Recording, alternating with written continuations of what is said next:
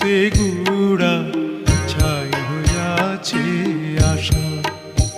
ও তোর আপন গৃহ ভিটা মাটি